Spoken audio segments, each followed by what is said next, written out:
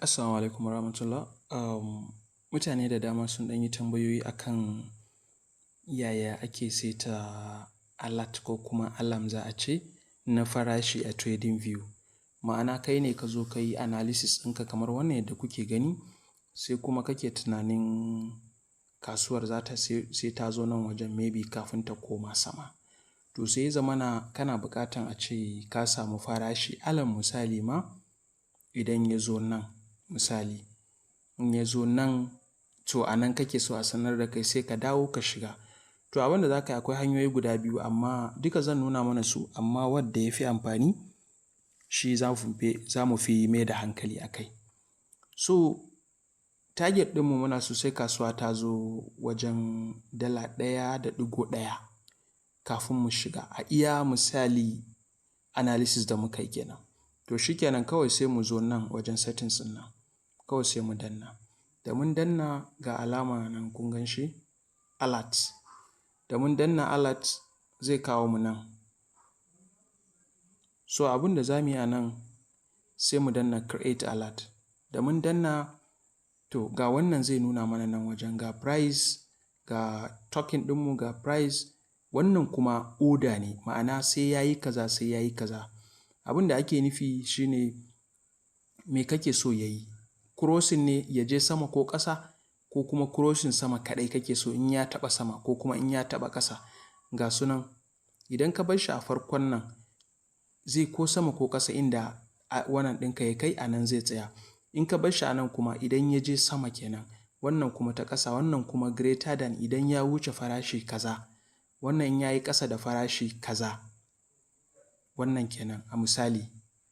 In this case akasari gaskiya ni na fi amfani da crossing. Idan ka danna crossing a nan to kar ku manta farashin da muke so ya zo sai mu zo nan mu yi editing ɗin shi mu mai da shi 1.1 abin da muke so kenan. Sannan idan mun gama wannan to abin da za mu yi shi ne yawanci an fi amfani da only once ɗin nan, wannan za mu bar shi a wannan wajen.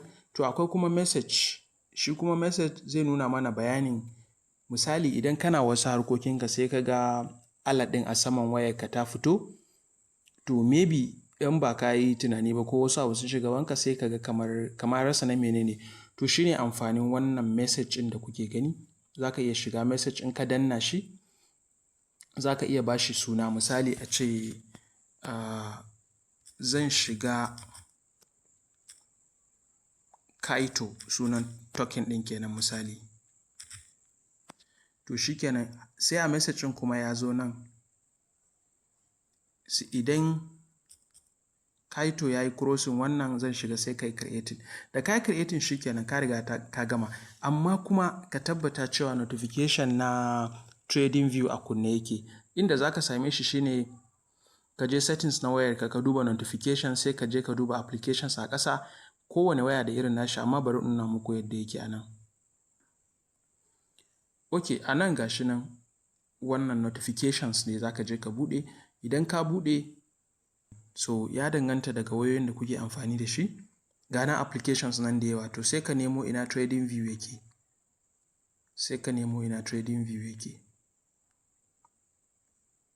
To ga TradingView nan, kun ga shi nawa a kunne ne, to sai ka kunna. In a kashe yake sai kamar sauran wayan nan a kashe suke sai ka kunna shi. Da ka kunna shi kenan, in baka kunna ba zai ma amfani ba. Wannan shine yadda ake saita alert akan TradingView idan coin ya je wani farashin da kai kake so ka yi, maybe kana busy ko kuma zai ɗan ɗauki awa 1 ko awa 2, sai dai kar ka manta in za ka saita shi akan daidai time frame da kake so. Idan ka tashi a one day kila sai an samu candlestick guda 5 ko 6, to kaga ba za ka samu notification ba sai bayan kwana 5. So ka tabbatar me za ka yi, day trading za ka yi ko kuma me za ka yi. Duk abin da za ka yi sai ka yi shi based on wannan time frame ɗin. Ka duba candlestick ɗin a lokacin guda nawa ne sai ka duba ka gani, so zai ɗauki wannan lokacin kafin ka saita. Saitawa yana da matuƙar amfani domin za ka san lokacin da za ka zo ka ƙara duba analysis ɗinka sannan ka je ka shiga kasuwa. Assalamu alaikum.